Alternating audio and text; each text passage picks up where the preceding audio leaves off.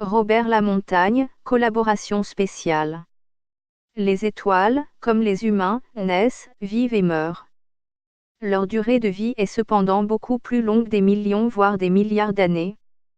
Notre étoile, le Soleil, a une espérance de vie d'environ 10 à 12 milliards d'années et il est environ à mi-chemin avec près de 5 milliards d'années au compteur. Qu'adviendra-t-il de notre étoile à la fin de sa vie? À lire, le Soleil pourrait-il s'éteindre?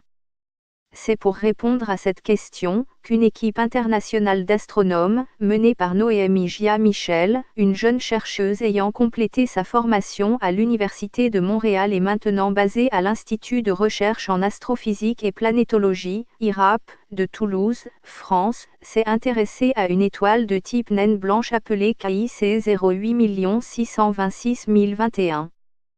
Les naines blanches sont en quelque sorte des cadavres stellaires, elles représentent le sort qui attend 97% de toutes les étoiles, y compris notre Soleil.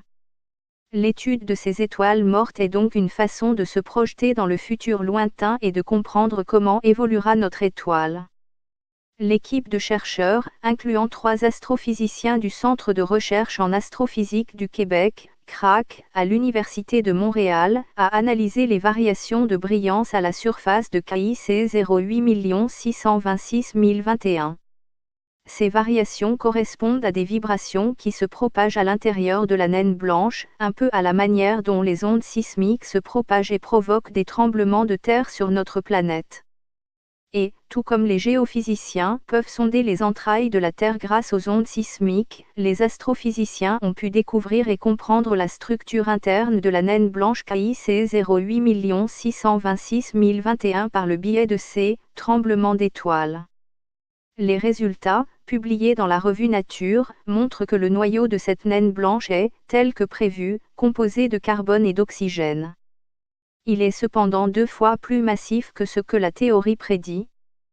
Cette découverte force donc les chercheurs à revoir notre vision des dernières phases de la vie des étoiles. L'étude de cette étoile morte, et d'autres naines blanches semblables, ouvre donc une fenêtre sur le destin du Soleil et de la Terre. Biographie de l'auteur de cet article, Robert Lamontagne est astrophysicien et coordonnateur du Centre de recherche en astrophysique du Québec. Depuis une vingtaine d'années, il s'intéresse à la nouvelle science de l'astrobiologie, dont l'objectif est de comprendre l'origine et l'évolution de la vie dans l'univers. Il s'est mérité des prix d'excellence en enseignement décernés par l'Université de Montréal. Il a aussi reçu le grade de chevalier de l'Ordre de la Pléiade, décerné par l'Assemblée parlementaire de la francophonie, pour sa contribution à la diffusion de la science auprès du public.